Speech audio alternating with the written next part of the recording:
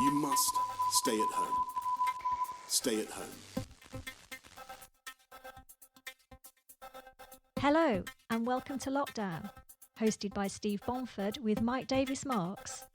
Our armed forces operate in challenging environments. Week by week, we'll explore what we can learn from their experiences. Hi, Steve. Good to speak to you again. I understand you've just recently interviewed Andrea Macfarlane, a serving RAF officer who, amongst other things, is the military co-chair for the Mental Health Network. I have indeed, and she is indeed, and she's quite a character. I think you'll agree.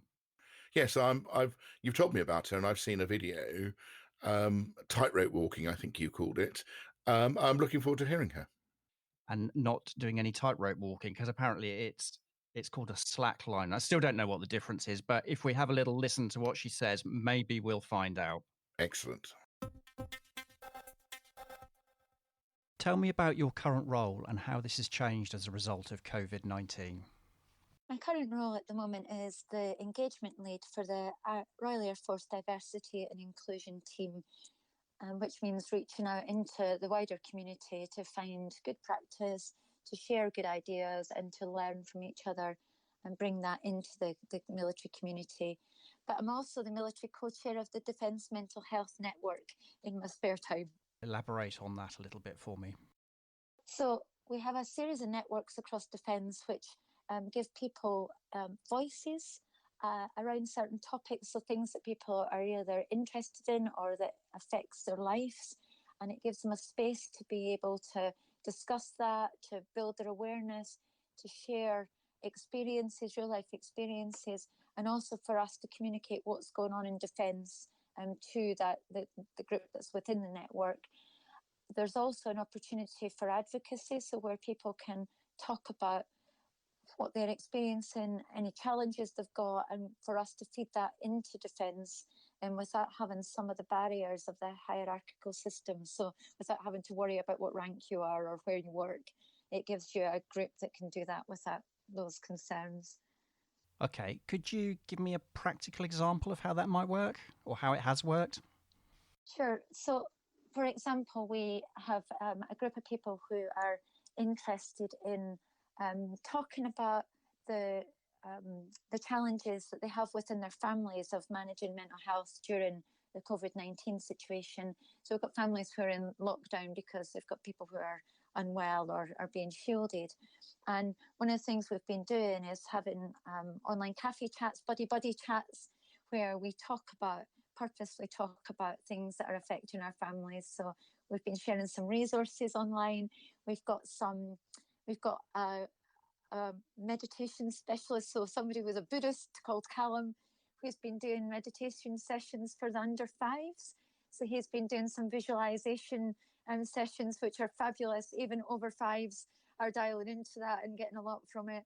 And we're making sure that we cover areas that people are really struggling with. And we listen to people when they post things up and say, this is where I am, or this is what I'm interested in doing. We do some little polls and we try to build resources or opportunities for engagement around those. Okay, so you're creating those in response to what people need. Yeah, and proactively. So nobody had asked our Buddhist to do the sessions he offered. He said, I think this might be a good idea. So it kind of both. Have you done one of these sessions? Yeah, I've done loads of them. It's fabulous. And we've now got a program of meditation, breathing, yoga, cafes going on all week for people at different times during their day. We do polls to see when would be best for people. And it's fabulous to dial into them because there's something for everybody in there. We've got a range of people, ages and backgrounds leading those sessions. They're fabulous. And they sometimes take 10 minutes or sometimes half an hour at your day, and they just seem to hit it at the right time. Dial in and you're away. You're away from your workplace. You're away from your desk, and you've got time just to take a break at that moment. Okay, that sounds really interesting. How do people access this? So if it's people listening and thinking, I'd like to find out a bit more about that, what do they need to do? So we've got a Facebook page, which is the official Defence Mental Health Network Facebook page. And to become a member, You need to have a link to the Ministry of Defence in some way. There's some membership questions, and we've got a charter on there. People join up, and everything's free beyond that point. So people are volunteering to run these sessions for us for free. Okay, that's great. So we can publish any links for you as well, which we'll do after we've finished recording this. That's fab. Thank you. You may recall, Andrea, that we first met when you were delivering a mental health first aid course, and you introduced myself and Rachel to what I'm going to call tightrope walking. And I know, I can tell that I'm going to be corrected, and how tightrope walking relates to well-being. This sounds quite tenuous to me, but I'm sure you'll be able to explain it a lot better. Can you just tell me what I'm actually talking about, please? Yeah, so it's not tightrope walking. It's probably the opposite. It's slack lining. So rather than being on a tight rope, it's on a slack line.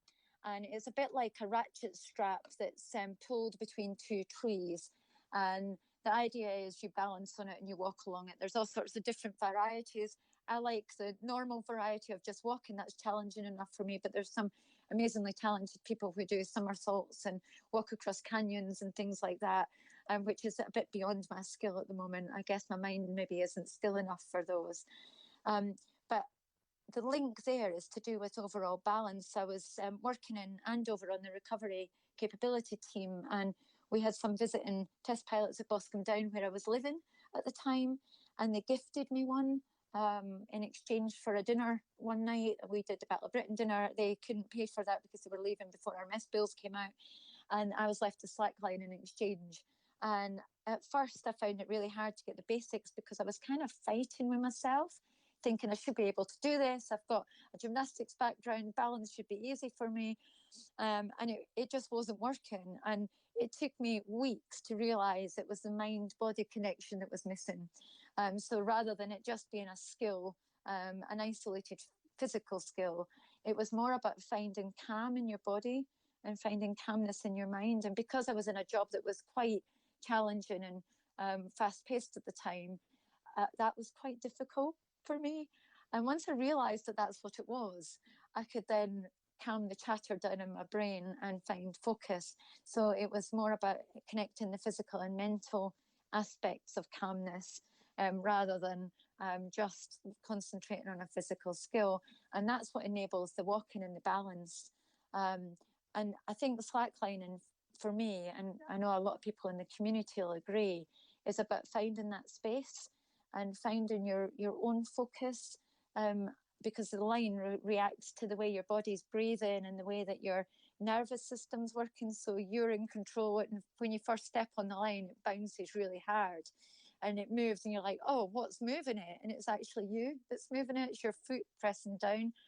And once you learn the breathing and once you learn to focus, it actually becomes quite a natural skill. It's really weird to feel the wind coming up through your body and you've been able to push against it. And using that balance and using that space of both balance in your mind and your body when you walk is where you get the benefit. Because as soon as your mind starts to stray, the line reacts. And the slightest loss of concentration results in you being thrown off the line quite brutally. So it's a bit of a there's a bit of a connection between what happens in real life. If you can find that focus and find that calmness and allow your body to help you concentrate on what you're doing, it does make things a lot easier. So I find that really interesting. So, as you know, I had a go at this, and I think my mind-body concentration thing that you're talking to there is probably measured in microseconds, because I could not get the hang of this at all. But maybe we didn't have long enough to sort of talk about the sort of practical applications of this. Mm-hmm. But there's also a video, isn't there, of you doing this, this slacklining. And to me, it kind of struck me more, I think, having seen the video, more about something that's meditative rather than just balancing on a tightrope, as I rather glibly said earlier. So would you tell me a little bit about the video and how that came about?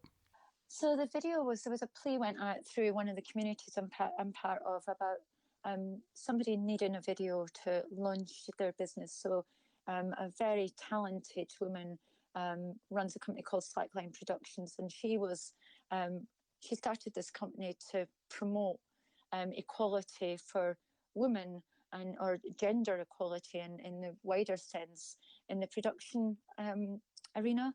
So making films, promoting women in plays, and just trying to encourage participation. And she wanted something that linked into her company, not just from a visual perspective, but from a woman's story perspective. And I was very ill about 15 years ago, and with cancer, stage 4 cancer. And one of the things that took me a long while to do was to process that and find my space again, because your normal changes once you've been through something like that. Not just for you, but everybody around you as well. Your friends and your family are exhausted after you've been through something like that. So being able to process it, I think, took many years, probably 10 years. And only through things like slacklining did I begin to understand what I'd been through and be able to put that in context. Because you just get on with life and it becomes busy, and you don't have the chance to take that time out to think about how you are again and think about how you communicate with other people. So being able to use the slackline and being able to give this story to this woman who was starting her business and promoting young women and women in general in the production arena, I think was really important. And we spent a day in Highgate Woods putting this lovely video together about balance, and we laughed a lot. And I fell off things a lot, not intentionally often. And I thought it was going to be a more wide view camera, but it didn't turn out that way because that was how it went. And that was shared quite widely, and it certainly within the services for mental health awareness as well. And I think the key message from that was finding balance and finding your own space and finding your own voice. And I was really happy that it came out that way in the end. Yes, it's a lovely video, and it does give all joking aside, I think it gives a much better insight to what you're talking about, rather than, as I say, tightrope walking, which is what I was saying earlier. So it is a lovely video, and again, we'll post that link on the podcast as well, so people can see that if they wish to have a look at that. But moving on, talking about COVID-19 more broadly, what do you think the longer term impact of this will be on well-being and how people may be reacting emotionally and mentally to this scenario in which we're in? So one of the things I'm struck with, I think there's a real difference between how some people are coping and some people are struggling with the situation. I think on the positive side, there's people who are finding new ways of connecting, and they're taking time to reevaluate what their norm means, so what normal means to them. And I think that's a really positive aspect of it. Certainly, I've been out doing deliveries from a local food bank, and I'm connected in a different way to my community that I probably have never been connected with people around about our community. And I found that really positive. Some of the interactions I've been having at a safe distance have been really positive and actually really helping keeping me grounded on what's important for people. But I also think there's an aspect that's perhaps missed from people who are sitting in assuming that everybody's working from home and they're able to work even if it's challenging times for the family, that they've got time like that. I think there is a devastating impact on people's financial health at the moment, and I think that's quite unequal in how it's hitting communities as well. I think there's an inequality that's appeared that perhaps wasn't as visible before, and I think it's everybody's responsibility to take notice of that and think about how that impacts not just the people that's happened to, but how it has an impact on us all, because there's often the bystander effect where we walk past, especially if we're in a group that feels quite safe, and that group, the person that's suffering, doesn't relate to us. And I think it's important to consider the wider impact on our communities and people that are probably going to really struggle out the other side of this, and not just having the communities that are connecting in our small groups and our bubbles, but being able to reach into communities that perhaps we would have considered to be invisible before. And I think there's an opportunity to connect from these disparate communities. And how we do that, I'm not sure, but certainly being able to create the spaces, so like having the coffees and chats I think it's really important post-COVID to be able to connect in that way, because we don't just work in a bubble. And I think that's become quite apparent when we put value on on people that perhaps do caring roles, that perhaps they weren't valued as much before, and they were perhaps sitting in the background, not being seen as the pillars of our community, when actually they do prop us up. And like our posties and our supermarket workers, who are so essential to keep us all healthy and going at the moment. I hope that will persist beyond the COVID situation as well. That's interesting. So before we started recording this, you were telling me a little story about your postie, since you mentioned it. Would you like to tell me a little bit about that, please? So I don't usually work from home. I usually come home to spend some time off. So I don't know the postie in our community very well. But since I've been working from home, and I have been staying in more than not, I only go out to do the deliveries that are needed. But our postie has been sometimes the highlight of my day. So we have a young woman postie who bounces along our round, and she smiles and she waves and she's interactive, and we've had lots of lovely hellos through the window and a couple of conversations about what I've been doing and how many parcels she's got. So I found a real connection with her, and it turns out I'm not alone in that, because she does this to our whole. She's like that in the whole community, which is fabulous. And I started sending her little notes to say thank you, because I really appreciated what she's doing and how she cheers my day up. And I did her wee afternoon tea in a bag last week. And it turned out, so this week when I knocked at my door, I was on a really difficult phone call, and I opened my window from my converted spare room into my office. I opened the window and I said, "Oh, I'm on a phone call." She said, "It's okay, I've just left your parcel on the door." It turns out it wasn't a parcel, it was a little gift bag from her, to say how much she appreciated the interaction we've had, and how it was really great to receive those little notes. And she had sent me a little card and a box of chocolates and a couple other goodies in there. And I felt really emotional about it. Salma Steppen was brought to tears from this connection, and thinking about losing her as well, because she's moving on to another role temporarily to support the whole COVID situation in the post office. And I wrote on Facebook, because I don't know her, and the first time I knew her name was when I got her card. So I put on Facebook that I was really grateful, and that I hoped whoever got our postie next appreciated her as much as we did. And there was hundreds of people came back, and we're talking about it on the local radio this afternoon. And it turns out she's left little parcels on other people's doors for their children as well. So it shows you there's shining lights in our community. But her interaction's been so important to me over the last few weeks, and I do really appreciate it. So I'm grateful for that connection. That's a great story. It really is. And also, if anybody keeps you in chocolates, it's got to be a good thing, isn't it? Sorry, that's so true. So, you're on your own at the moment. I think you've got your daughter's overseas. Is that right, or has she just come back from overseas?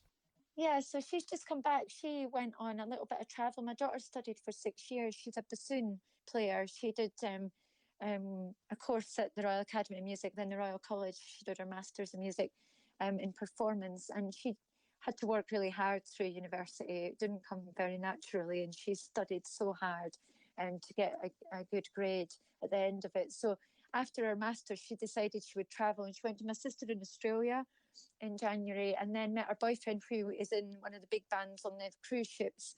So she managed to get a family's place on the ship to visit him, and that was kind of last minute whether she was going on or not. And anyway, she got on. The ship was rerouted, because this was the beginning of February by then, and they were rerouted around Australia rather than China, thank goodness.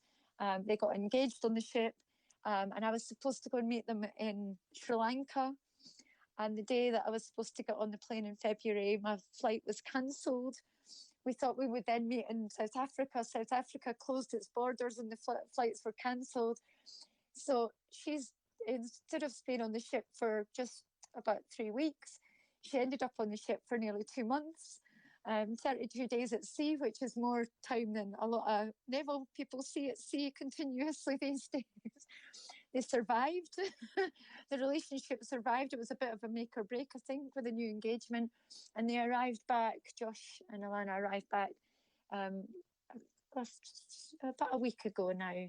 And they're house sitting in a house down south because one of my friends is deployed and doing okay. So they've had a bit of an adventure, but I still haven't seen them. So I keep getting this ring flashed on the screen every so often, which is really interesting. But we had to send them some packages and some shopping in the local community in Buckinghamshire where they are at the moment. We sent them some food for the first week or so when they got back because they wanted to stay isolated until they were sure they were okay. Their ship was completely clear. They locked them down quick enough. But it was quite an interesting situation, and I'm really missing her desperately. We're doing lots of Zoom meetings, lots of FaceTime, and it's quite interesting to have this connection. We're playing a board game tonight online, so that should be quite interesting. I don't know how that's going to work, but we're going to have a go. But I am absolutely missing contact with her because I saw her very often. They usually live in London, and I used to meet her for lunch once a week. So, or at the weekends. So we're finding it a little bit difficult at the moment. And we've got a 94-year-old granny in our family, her great granny, who is locked down, and we're watching her on our Ring doorbell at the moment. So we're looking after her from afar, but we're finding that difficult as well. I was going to ask you, what are you and your family doing differently as a result of COVID-19? I think, is everything the right answer? Yeah, I think it really is, because we're not in our usual places, so we're not where we usually are. We're definitely not working. My daughter's not got any job at the moment because she's a freelance musician, so she's not working at the moment, and she's finding that quite challenging. She's taken to making scrubs bags. She's quite a new sewer. She went to Queen Victoria School, which is a military boarding school, so she didn't have sewing at school. So she got a machine a few years ago, which she's used tentatively, but she started sewing bags, and those at the moment have been sent to wives of people that I know that are working in COVID wards or in A&E, and she's sending those out by demand because she's not quick enough to make them very efficiently, but she's sending them out at the moment. So yeah, we are doing things pretty differently at the moment. Out of all those things that you're doing differently, or you and your family are doing differently, do you think there's any of those things that you're going to keep doing, or like a slight version of those things that you might want to keep doing, or would you want to go back to where everything was beforehand? No, I think that's a really good angle to put on this, because I really like having the interactive technology as part of what we do every day, and I feel like we're chatting more informally, whereas before we would have planned we would have planned a meet up online, whereas more now we've got the phones balanced in the kitchen as we're cooking and chatting, which is more natural that you would do if you were there together. So I think it's developed a more natural rhythm than what it had before, where it was more, let's book a call and do this. It's more like, right, so we're cooking. What was that thing you used to do when I was little, when you made this, dish? So I made this pasta dish that was mushrooms in a sauce, and I called it magic mushroom pasta when my daughter was at primary school, which she thought was absolutely hilarious. There's nothing to do with magic mushrooms on it. It just tastes magic. So she wanted to know the magic that was in that as she was cooking. It's not that much of a secret. It's a spoonful of bouillon that goes into the sauce, which makes it tasty. But it's things like that, those little pieces that are more informal and sporadic, that I quite like, that hopefully that will continue. I'd agree with that. Before ringing anybody, before all this happened, we wouldn't ring people, we would text them.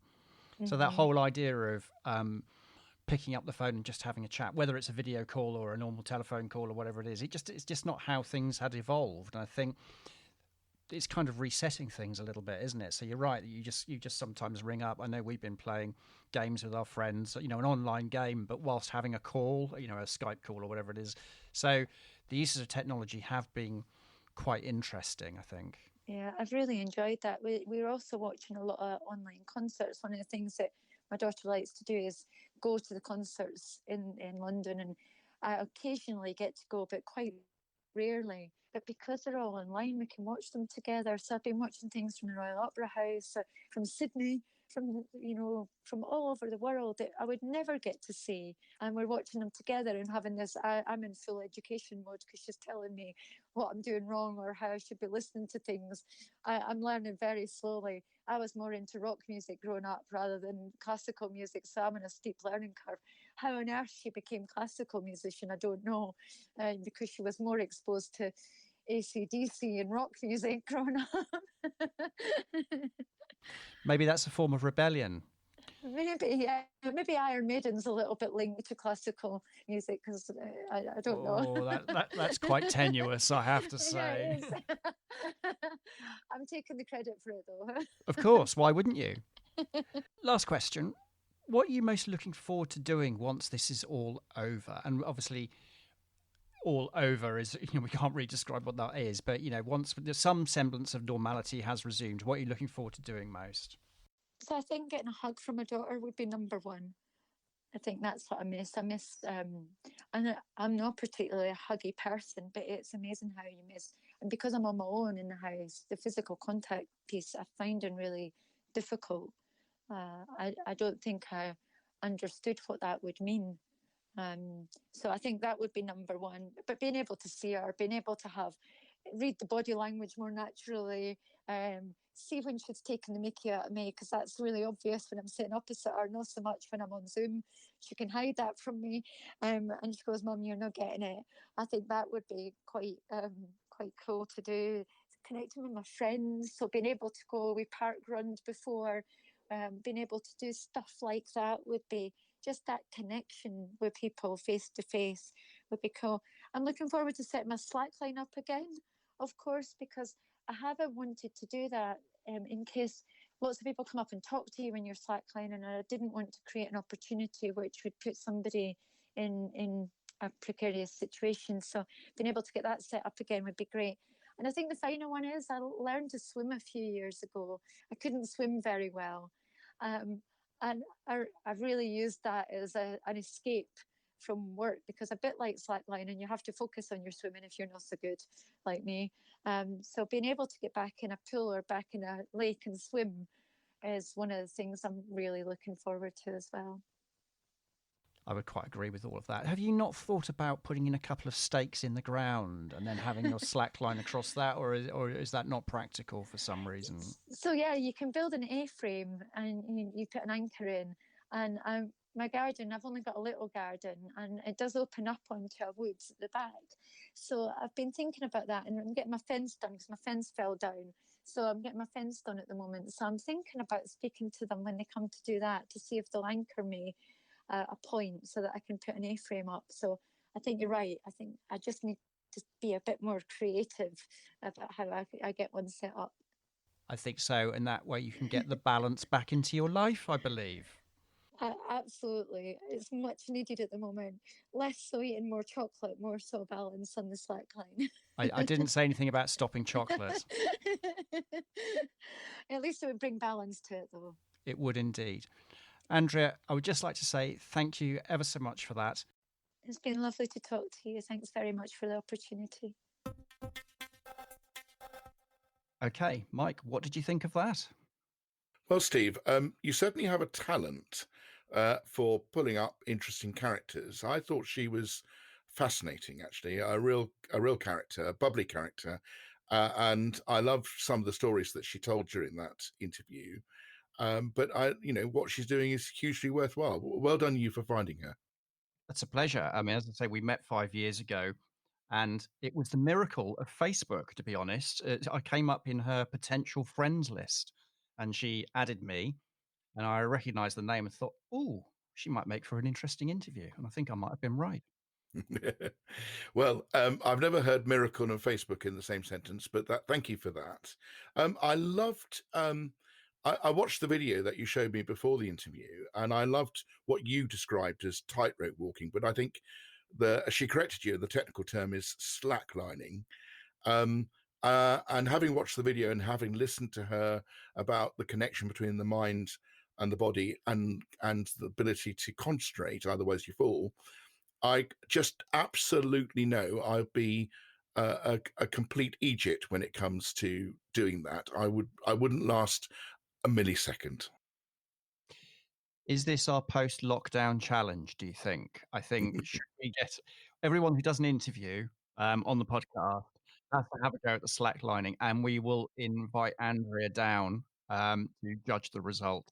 We did. Myself and Rachel had a go. I was completely hopeless. I think Rachel was. Well, you know, I don't think. No, she was much better at it than me. Well, I think that's an interesting challenge. I think you can measure it by how long you stay on the slack line, with the longest, being judged to being the winner. But yeah, that would be an interesting thing to do once we can, when some sense of normality returns. Indeed. I think in all seriousness, though, the work she does is obviously incredibly important, and she clearly knows a lot about it and works with lots of people on this. So what did you make of that from sort of mental health side, particularly in relation to, you know, how lockdown's panning out for people? Well, I think that she, is very keen to be a voice for people that are locked down and perhaps facing some of the pressures. But she's an incredibly positive person.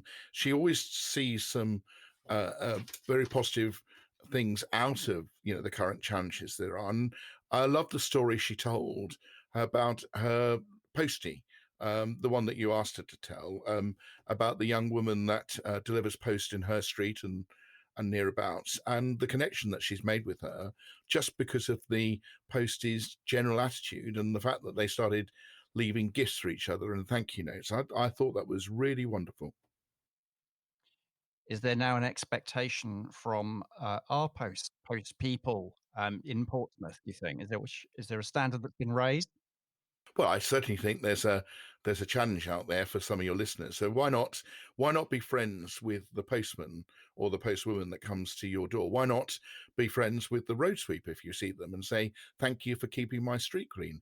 I think a little bit of kindness, particularly at this time where there's so much, stresses and strains, will go a long way. So come on, Portsmouth, let's be kind to our post people and our street cleaners.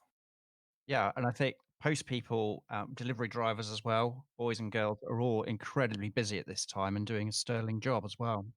Yes, and don't forget the delivery drivers are delivering to you because actually we don't want to go and put ourselves in harm's way. So they're kind of putting themselves in harm's way on our behalf. My hat goes off to them. Yes, I think Amazon has become a public service. That's two things you probably didn't expect to hear in this podcast. Yeah, we've also made Jeff Bezos even richer than he already is, but that's another matter. I also really liked about the story that she told about her daughter, flying out to a cruise liner to get engaged to her now fiance, expecting to be there for 2 weeks in some sunny climes and actually spending 2 months. Although I have to correct Andrea in saying that that's not less than most naval people spend at sea, I'm afraid. You couldn't let it go, could you? You just couldn't let it go. I couldn't. No, you're right. But it was a lovely story. And actually, I think the first thing she said that she wanted to do when permitted, the thing she missed most was being able to hug her daughter. And I'm not really a huggy type, but that's what I want to do most next. Yeah, which is very, very similar to what Adrian said as well. Yeah, isn't that strange? I think one of the things that this whole crisis has brought home is that sometimes you take a lot of things for granted, and when they're taken away from you, that's when you realize suddenly how precious they are. I couldn't agree more. Well, thanks for that, Mike, and I look forward to speaking to you next time. Thanks for listening. If you'd like to hear more, why not subscribe to the Lockdown podcast? To get in touch with Company of Makers, email us at lockdown@companyofmakers.com.